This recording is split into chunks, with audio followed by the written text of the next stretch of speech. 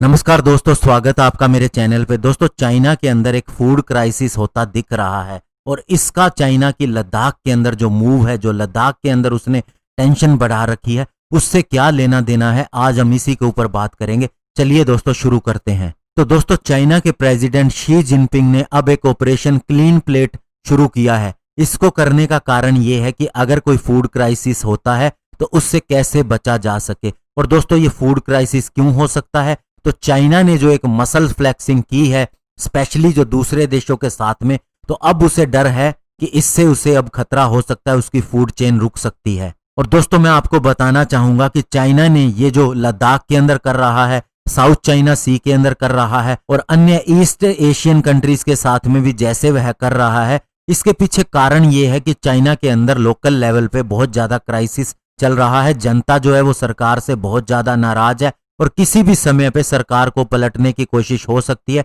हालांकि ये इतना आसान नहीं है चाइना में, लेकिन फिर भी सरकार की मुसीबतें जरूर बढ़ जाती हैं। तो इसीलिए उससे ध्यान हटाने के लिए चाइना ऐसी चीजें कर रहा है। और इस वजह से चाइना के जो 3 मेन फूड सप्लायर हैं, यूनाइटेड स्टेट, कनाडा और ऑस्ट्रेलिया, इनके साथ में इसके रिलेशन बहुत ज्यादा खराब हो चुके हैं। और दोस्तों, चाइना में ये पहली बार नहीं हो रहा, इससे पहले भी ऐसा हुआ है। आपको ध्यान होगा कि माओ त्से तुंग या फिर जिनको माओ जेडोंग बोला जाता है, उनके समय में एक बार एक मूवमेंट चली थी, ग्रेट लीप फॉरवर्ड, और इस मूवमेंट के दौरान लाखों की संख्या में चाइनीज भूख की वजह से मर गए थे। और उस समय सरकार ना गिरे तो उस समय एक मूवमेंट चलाई गई थी, एक एग्रेसिव मिलिट्री पोस्चर भी अपनाया गया था पीपल्स लिबरेशन आर्मी के द्वारा।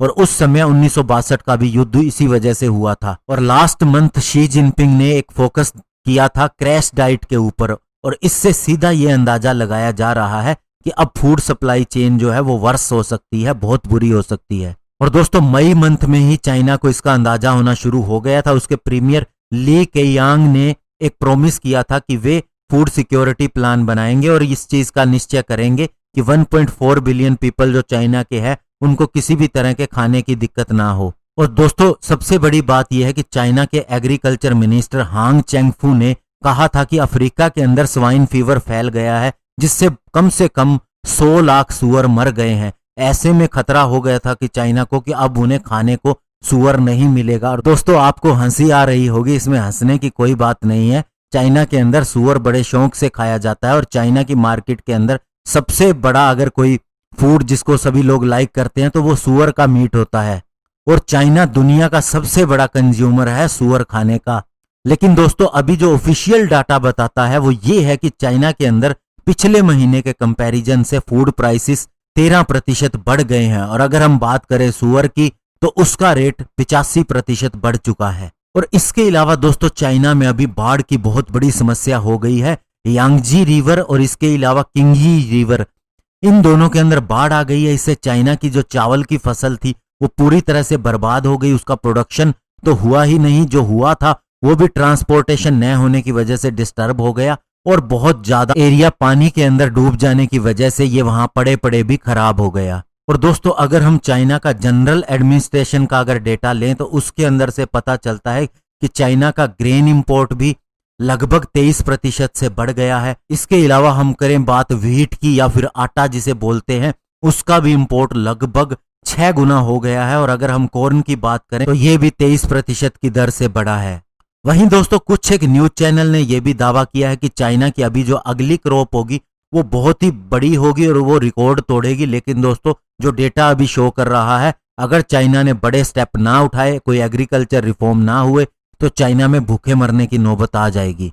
और दोस्तों, सबसे बड़ी बात है कि चाइना के अंदर फूड वेस्टेज भी बहुत ज्यादा होती है। और इसके अलावा दोस्तों, यूनाइटेड नेशन ने 2 महीने पहले ही इसका आइडिया लगाया था कि चाइना के अंदर फूड क्राइसिस हो सकता है। और अभी ये शी जिनपिंग का कैंपेन 2-3 महीने पहले शुरू हुआ है, क्योंकि दोस्तों उन्हें 6 महीने पहले ही इस चीज का आइडिया हो गया होगा। और आपको पता है कि जब कोरोना फैला था तो उस समय यही कहा जा रहा था कि चाइना बर्बाद हो जाएगा, और उसके बाद से अभी दिख रहा है कि चाइना सही चल रहा है।